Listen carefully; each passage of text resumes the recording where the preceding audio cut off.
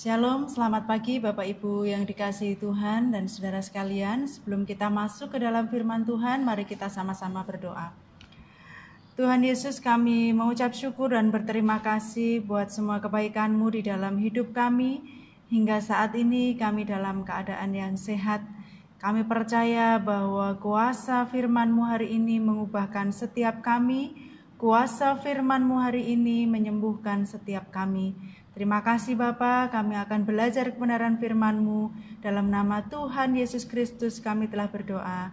Amin. Ya, Bapak Ibu Saudara yang dikasihi dalam Tuhan Yesus Kristus, hari ini kita memasuki bulan misi untuk minggu yang keempat, di mana kita tahu bahwa selama bulan Agustus ini gereja kita selalu mengadakan yang namanya bulan misi, dan kita sudah masuk ke minggu yang keempat. Nah, pada saat minggu yang keempat ini kita akan bersama-sama belajar bertanggung jawab atas apa yang Tuhan telah berikan di dalam kehidupan kita.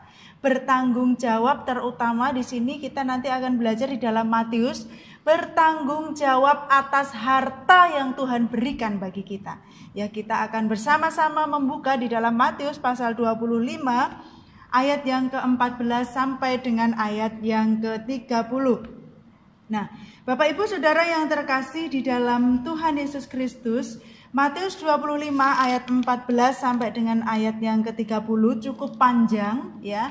Kita tidak baca semuanya, nanti ketika kita melihat poin demi poin, kita akan membuka satu persatu ayat itu dan kemudian kita akan belajar bersama-sama bagaimana firman Tuhan memberikan pengertian yang luar biasa di dalam kehidupan kita. Nah, Bapak Ibu Saudara yang dikasihi dalam Tuhan Yesus Kristus, ketika kita melihat Matius pasal 25 ini, ayat yang ke-14 di situ dikatakan, sebab hal kerajaan surga sama seperti seorang yang mau bepergian ke luar negeri, yang memanggil hamba-hambanya dan mempercayakan hartanya kepada mereka. Nah, Bapak Ibu Saudara yang dikasihi di dalam Tuhan Yesus Kristus ya, Tuhan Yesus memberikan satu perumpamaan kepada anak-anaknya, kepada orang percaya, bagaimana mereka bisa memahami yang namanya kerajaan surga ya. Nah, banyak ilustrasi-ilustrasi yang disampaikan oleh Tuhan Yesus di dalam Alkitab untuk menjelaskan sesuatu yang berhubungan dengan kebenaran firman-Nya. Dan hari ini kita akan belajar bagaimana Yesus mengatakan atau mengajarkan tentang kerajaan surga itu melalui sebuah ilustrasi. Ya, ilustrasinya di sini adalah ada seorang tuan, ayat 14 yang mengatakan ya, yang akan bepergian ke luar negeri. Ya, karena dia punya banyak hamba, punya banyak orang yang ada di rumahnya, tentunya dia tidak mau ketika dia meninggalkan rumah, ya, rumahnya menjadi kacau, rumahnya menjadi berantakan, orang-orangnya menjadi amburadul, ya. Dia mau menata sedemikian rupa, ya. Sama, ketika saya juga mau bepergian yang lebih dari 1 hari, ya, biasanya saya menyiapkan bahan makanan, ya, bahan makanan di kulkas yang kira-kira bisa tahan. Nah, kemudian saya juga menyiapkan misalnya beberapa hal yang berhubungan dengan tugas-tugas anak saya, yang berhubungan dengan alat-alat dapur, yang berhubungan dengan keperluan-keperluan dapur. Dan jika ada sesuatu yang tidak bisa disimpan dan harus beli secara mendadak, saya biasanya akan menyampaikan ke suami saya, nanti beli ini, kalau mau buat ini harus seperti ini. Nah, seperti itu Bapak Ibu Saudara yang dikasih dalam Tuhan Yesus Kristus ya. Sang Tuhan ini demikian. Ketika dia akan bepergian jauh, dia akan memberikan mandat, dia akan memberikan memo kepada anak buahnya, supaya urusan rumah tangga di dalam rumahnya tidak kacau, supaya urusan rumah di dalam kehidupannya tidak berantakan, tidak ada perselisihan, tidak ada pertengkaran, dan semuanya bisa berjalan dengan baik. Seperti kita ketika kita mau bepergian, banyak hal yang harus kita siapkan ya. Nah, Bapak Ibu Saudara yang dikasih di dalam Tuhan Yesus Kristus, perumpamaan tentang kerajaan surga diibaratkan seorang tuan yang akan bepergian ke luar negeri, kemudian dia mempercayakan uangnya kepada hamba-hambanya. Masih di dalam ayat yang ke-14 ya. Dia memanggil hamba-hambanya dan mempercayakan hartanya kepada mereka. Mempercayakan hartanya kepada hamba-hambanya. Nah, nanti kita akan melihat di dalam ayat yang ke-15. Di situ dikatakan, yang seorang diberikan 5 talenta, yang seorang lagi 2, dan yang seorang lagi 1. Masing-masing menurut kesanggupannya, lalu ia berangkat. Ya, nah Bapak Ibu Saudara yang dikasihi di dalam Tuhan Yesus Kristus, memang berbeda ya. Hamba ini menerima uang yang diberikan oleh tuannya itu berbeda. Ada yang menerima 5 talenta, ada yang menerima 2 talenta, dan ada yang menerima 1 talenta. Bukan berarti sang tuan itu tidak adil, tidak ya. Tetapi Tuhan ini tahu kesanggupan dan kemampuan setiap hamba-hambanya. Misalnya katakanlah ya, kita punya anak yang masih kecil 3. Ya, kita akan bepergian dan tentunya masing-masing anak yang pertama, anak yang kedua, anak yang ketiga kemampuan untuk mengelola uangnya berbeda. Kenapa? Ya, karena mungkin anak yang ketiga masih kecil, ya, masih di bawah 5 tahun. Ketika kita memberikan dia uang 100.000, dia bingung. Mau beli jajan dengan uang 100.000, bagaimana cara membelanjakannya? Dia pasti akan bingung. Tapi kalau kita berikan dia uang 2.000 atau 5.000, dia sudah senang. Karena dia tahu di mana dia harus mengedarkan atau menyalurkan uang itu. Berbeda dengan anak yang pertama, ya, katakanlah sudah seusia SMP atau SMA. Ketika kita memberikan uang 2.000 kepadanya atau 5.000, pasti tidak akan berarti. Tetapi ketika kita memberikan dia uang 50.000 atau 10.000 atau 100.000, ya, itu akan menjadi sangat berarti bagi dia. Nah, ini yang dimaksud. Jadi mengapa berbeda satu hamba dengan yang lain? Karena sang tuan itu tahu kesanggupan dan kemampuan hamba itu untuk mengelola uang. Kenapa? Tidak semua orang bisa mengelola uang yang banyak. Ya, tidak semua orang bisa mengelola uang yang banyak. Seperti anak kecil tadi, ya, saya ilustrasikan di situ. Kalau anak kecil dikasih uang 500.000 seperti anak saya yang masih di bawah 5 tahun dikasih uang 500.000, dia pasti akan bingung cara membelanjakannya di mana. Berbeda dengan anak saya yang nomor 1. Ketika saya kasih uang yang 500.000, dia akan sangat senang karena dia tahu bagaimana cara membelanjakan dan bagaimana cara memanfaatkannya dengan baik. Nah, di sini Bapak Ibu Saudara yang dikasih di dalam Tuhan Yesus Kristus, kita akan melihat bahwa setiap hamba mendapatkan sesuatu yang sesuai dengan kemampuannya, yang sesuai dengan kesanggupannya, dan uang itu dibagikan menurut kesanggupan masing-masing. Karena ya, sang tuan itu tahu bahwa kemampuan masing-masing hamba itu berbeda. Begitu juga dengan kita hari ini, ya. Tuhan juga tahu bahwa setiap kita itu punya kemampuan masing-masing. Ya, mengapa? Karena Tuhan tahu, Tuhan mengerti segala kebutuhan kita. Kalau misalnya kita butuhnya 500.000, Tuhan akan memberikan kemampuan kita 500.000. Kalau kita belum mampu mengelola uang 1 miliar, ya, Tuhan pasti belum kasih. Tuhan tidak akan kasih kepada kita. Kenapa? Karena kita belum mampu untuk mengelola uang 1 miliar. Cukuplah kita katakanlah 10 juta, 20 juta. Atau katakan mentok 100 juta. Karena Tuhan tahu bahwa kemampuan kita mengelola uang segitu.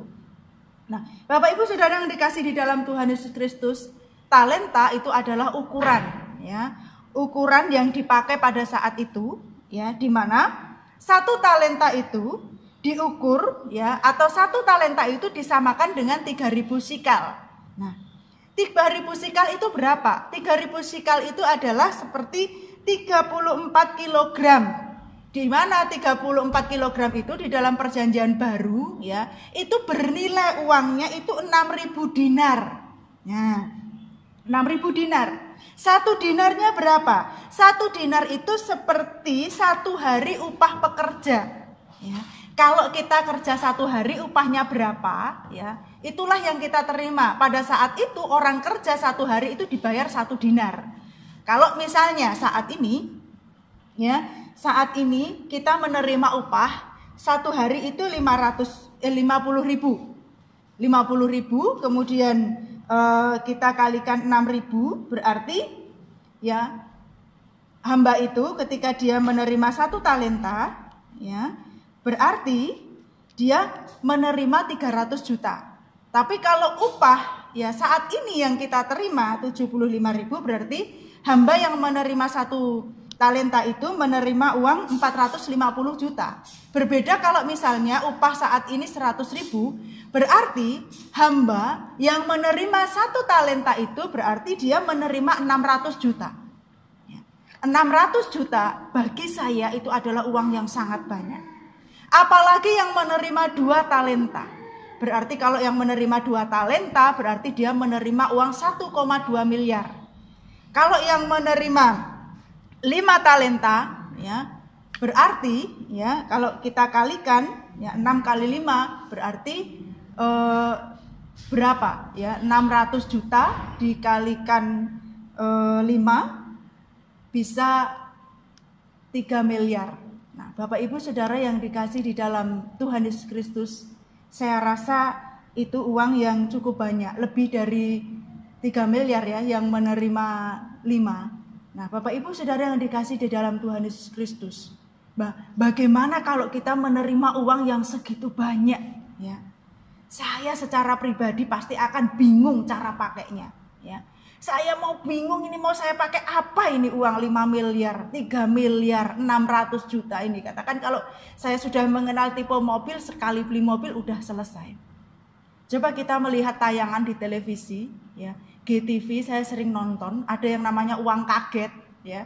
Hanya 12 juta. Mungkin bagi kita itu kecil, 12 juta. Tapi bagi mereka yang hidupnya berkekurangan, uang 12 juta itu sangat banyak. Bahkan ketika mereka bawa ke pasar, mereka bingung bagaimana cara membelanjakannya. Ini mau beli apa dengan uang 12 juta ya? Dengan uang 600 juta, dengan uang 1,2 miliar, dengan uang 3 miliar. Saya mau beli apa ini ya? Saya bingung ya. Saya mau beli apa ini? Saya bingung, apa yang harus saya belanjakan? Kalau saya dikasih uang 3 miliar ya, saya juga akan bingung. Kalau mau beli Lamborghini, saya belum tahu Lamborghini itu belinya di mana, ya. Nah, Bapak Ibu Saudara yang dikasih di dalam Tuhan Yesus Kristus, saya rasa ini adalah uang yang sangat banyak yang diberikan kepada mereka untuk bisa dipakai dengan bijaksana, untuk bisa dipergunakan dengan baik sehingga kelangsungan kehidupan rumah tangga itu tidak berantakan. Sehingga kelangsungan kehidupan rumah daripada tuannya itu tidak kacau balau. Karena ada masing-masing yang bisa mengelola keuangan dengan baik. Nah, Bapak Ibu yang saudara dikasih di dalam Tuhan Yesus Kristus, ya, ayat 18 kita akan membaca bersama-sama. Tetapi hamba yang menerima 1 talenta itu pergi dan menggali lubang di dalam tanah lalu menyembunyikan uang tuannya. Ayat 18 dikatakan ya, hamba yang pertama 5 talenta, ya. Kemudian hamba yang kedua 2 talenta, hamba yang ketiga 1 talenta.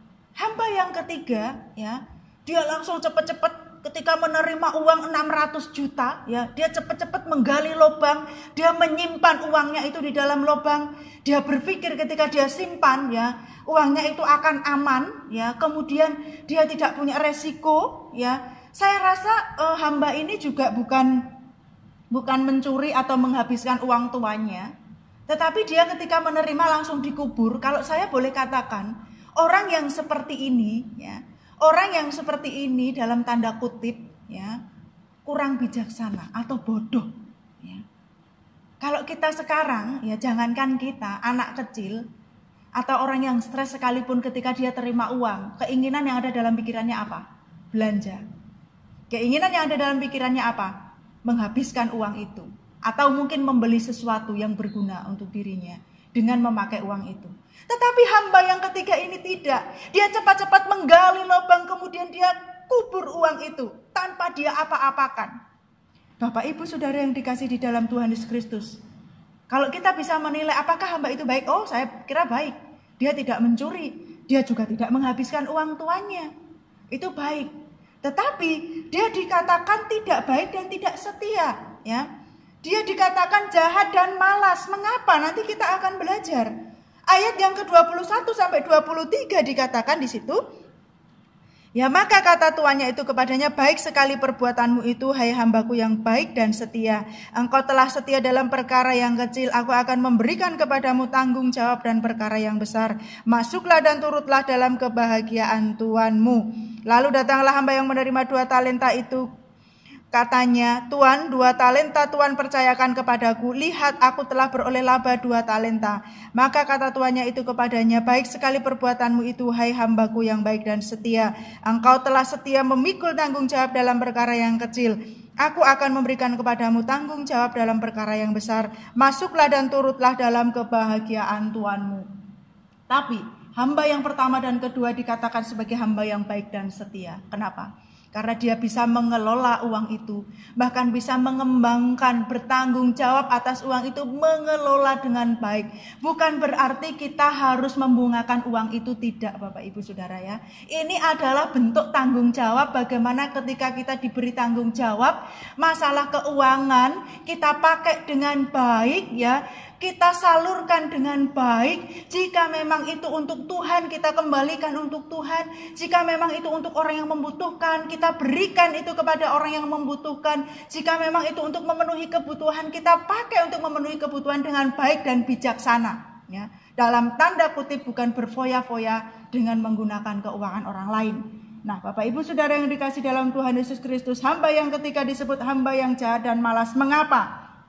Ya, mengapa? Mengapa dia dikatakan sebagai hamba yang jahat dan malas? Ya, ketika dia menerima uang langsung dikubur. Kenapa dia disebut jahat dan malas? Karena hamba yang seperti ini atau orang yang seperti ini orang yang tidak mau repot, ya, tidak mau repot, tidak mau memberi, tidak bisa memanfaatkan. Kemudian dia hanya pasif begitu saja.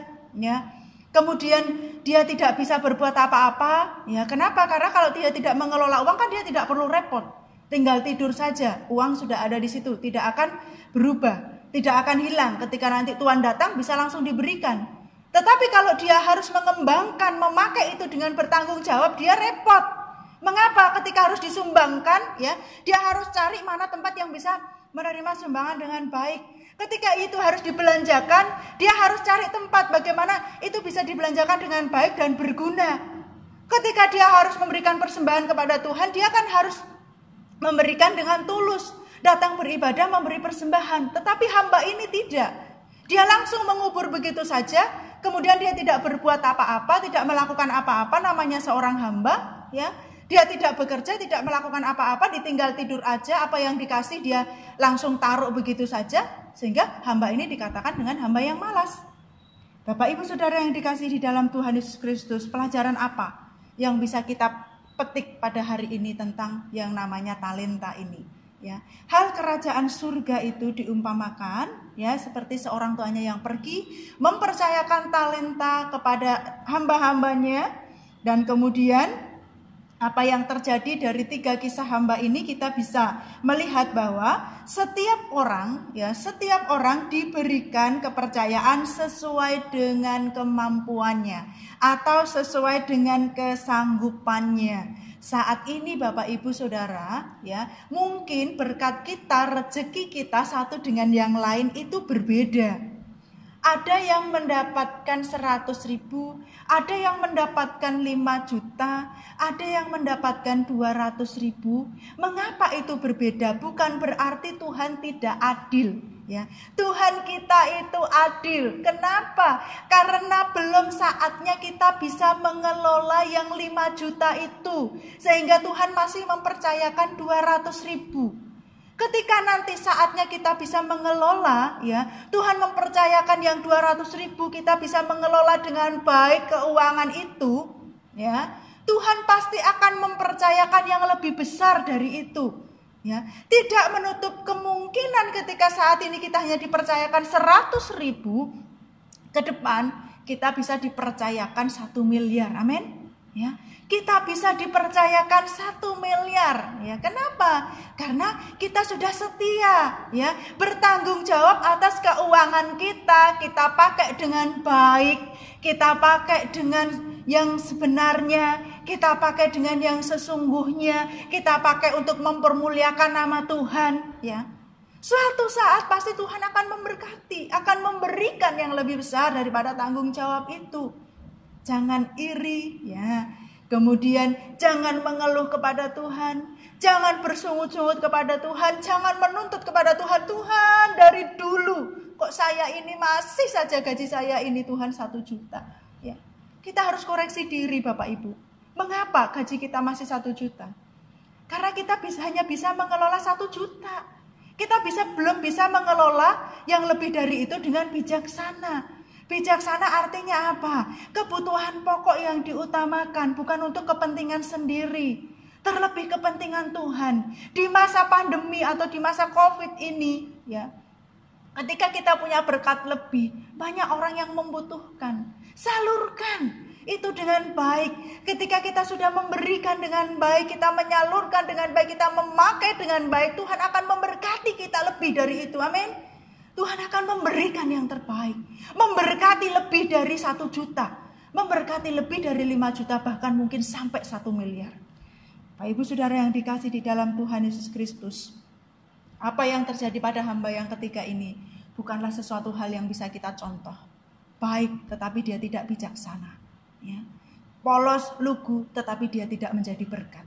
Orang percaya tidak bisa seperti itu. Ketika kita percaya mengikut Tuhan, kita punya berkat berlebih, kita bertanggung jawab dan kita menjadi berkat. Kenapa? Karena kita ini aliran. Ya. Kita ini bagaikan keran atau pipa yang harus mengalir, di mana ada yang lain yang menjadi penadah di bawah ini. Ya. Sehingga ketika kita menjadi aliran, tidak akan pernah putus air itu mengalir. Tidak akan pernah putus berkat Tuhan itu mengalir dalam kehidupan kita. Kemudian yang kedua, Bapak Ibu Saudara yang dikasih dalam Tuhan Yesus Kristus, pelajaran apa yang bisa kita dapatkan dari perumpamaan tentang talenta itu? Ya. Yang kedua adalah kemalasan bukan alasan yang tepat untuk tidak bekerja, mencari aman atau berdiam diri. Ya. Saya tambahkan, ketakutan dan kemalasan itu bukan menjadi alasan untuk kita tidak bekerja. Ya. Untuk kita mencari aman dan untuk kita berdiam diri. Aduh, malas saya bekerja, takut saya bekerja. Kenapa? Karena di kantor saya sudah ada virus COVID. Ada teman-teman yang sudah kena, sudahlah mending saya mengundurkan diri saja. Bukan seperti itu Bapak Ibu Saudara ya. Aduh, saya takut ketika saya harus melakukan pekerjaan ini nanti bagaimana. Ya. Kadang-kadang kita memakai alasan-alasan yang gak jelas untuk menutupi kemalasan kita. Kadang-kadang kita memakai alasan yang gak benar hanya untuk menutupi ketakutan kita. Bapak Ibu Saudara yang dikasih dalam Tuhan Yesus Kristus, kalau kita mau maju, kita mau dipercayakan Tuhan dengan berkat yang lebih daripada hari ini, dengan talenta yang lebih dari hari ini, jangan memakai ketakutan dan kemalasan itu untuk kita bisa sembunyi dari segala alasan kita. Jangan sembunyi dengan bermacam-macam alasan karena takut dan malas. Orang percaya dikatakan dalam Amsal, hai pemalas, belajarlah kepada semut. Tidak ada orang percaya yang malas. Ya. Kalau malas, firman Tuhan katakan belajar kepada semut. Bapak Ibu Saudara yang dikasih di dalam Tuhan Yesus Kristus, hamba Tuhan yang tidak menghasilkan sesuatu, ya, mempunyai konsep yang salah tentang Tuhan, dia akan mengatakan bahwa Tuhan itu kejam. Karena Tuhan tidak pernah memberkati. Bagaimana Tuhan bisa memberkati? Karena kita malas. Kita tidak memakai berkat Tuhan itu dengan baik.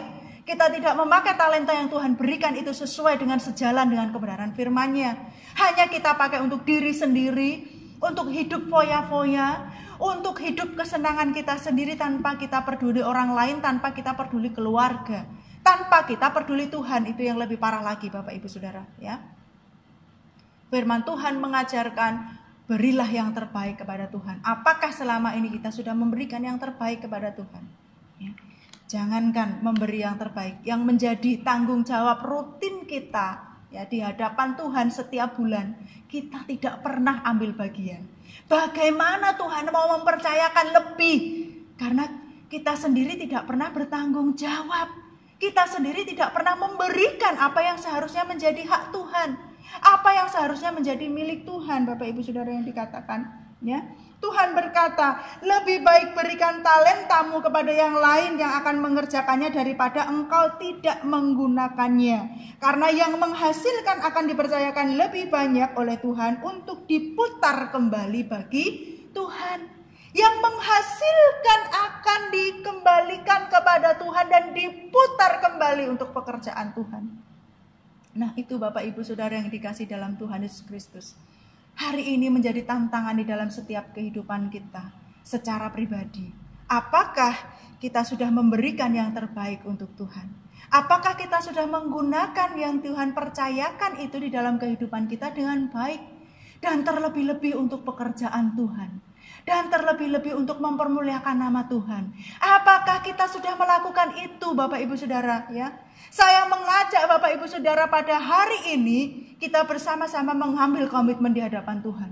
Tuhan, mulai hari ini saya akan menggunakan berkat yang Tuhan sudah berikan kepadaku, ya, kepada kami, kepada keluargaku, untuk ya memberikan atau mengembalikan untuk Tuhan guna memperlancar pekerjaan Tuhan. Ya, entah itu memperlancar pekerjaan misi, entah itu memperlancar pekerjaan pemuda, remaja, sekolah minggu dan semuanya. Ketika kita memberi kepada Tuhan itu tidak dibatasi oleh keinginan kita, tetapi diperkuat oleh iman kita. Bagaimana caranya kita memberi dan kita menggunakan itu dengan baik. Percaya Bapak Ibu Saudara yang dikasih di dalam Tuhan Yesus Kristus, siapa menabur itu akan menuai. Karena apa? Di hadapan Tuhan, ya, di hadapan Tuhan tidak ada anak-anak Tuhan yang pelit. Amin. Tidak ada anak-anak Tuhan yang pelit, tetapi anak-anak Tuhan selalu akan diberkati ketika dia memberi. Yang menabur 1 akan menuai 1. Ya, yang menabur 10 dia akan menuai 10, bahkan mungkin lebih dari itu. Kita mau yakini bersama Bapak Ibu Saudara yang dikasih dalam Tuhan Yesus Kristus melalui kisah ini. Ya, kira-kira kita akan bersama-sama memikirkan berapa talenta yang Tuhan percayakan kita hari ini. Mari kita kembangkan untuk pekerjaan Tuhan. Mari kita kembangkan untuk pekerjaan misi. Mari kita kembangkan untuk mereka yang membutuhkan. Mari kita kembangkan untuk kebutuhan yang bisa menyenangkan keluarga kita. Mari kita kembangkan untuk hal-hal yang positif di hadapan Tuhan. Jangan untuk kepentingan pribadi kita. Apa yang dapat kita lakukan hari ini, itu semua akan menyenangkan hati Tuhan. Jika kita mempercayakan seluruh talenta itu di hadapan Tuhan, kita mengembangkan talenta itu di hadapan Tuhan, ya. Tiada yang mustahil, ya. Aliran air atau aliran berkat itu tidak akan pernah putus dalam kehidupan kita. Amin. Oke, Bapak Ibu Saudara yang dikasih dalam Tuhan Yesus Kristus, ya, jangan takut, jangan malas untuk mengembangkan talenta. Jikalau kita menyalurkan berkat itu, kita memakai talenta, mengembangkan talenta itu dengan baik, Tuhan akan mempercayakan lebih dari apa yang sedang kita pegang sekarang. Tuhan akan mempercayakan lebih dari apa yang kita miliki sekarang. Mari kita berdoa. Terima kasih Tuhan Yesus, kami percaya bahwa Engkau sungguh luar biasa di dalam kehidupan kami. Engkau sudah mempercayakan talenta demi talenta bagi kami, seberapapun yang Engkau percayakan hari ini. Ajari kami untuk kami setia, menjaga dan bertanggung jawab mengembangkan talenta, menyalurkan berkat itu untuk mereka yang membutuhkan, menyalurkan berkat itu untuk pekerjaan Tuhan, menyalurkan berkat itu untuk mempermuliakan nama Tuhan. Karena kami yakin dan percaya apa yang sudah Tuhan berikan bagi kami itu menjadi tanggung jawab kami untuk kami boleh mengembangkan dengan baik. Terima kasih Bapa, terpujilah namamu, Engkau sungguh Allah yang luar biasa. Di dalam nama Tuhan Yesus Kristus kami telah berdoa dan bersyukur. Jemaat yang kekasih, arahkanlah hati pikiranmu kepada Tuhan dan terimalah berkat-Nya. Kasih karunia, rahmat dan damai sejahtera dari Allah Bapa, cinta kasih Tuhan Yesus Kristus, persekutuan dengan Roh Allah yang kudus menyertai Bapak Ibu Saudara sekalian. Haleluya. Amin.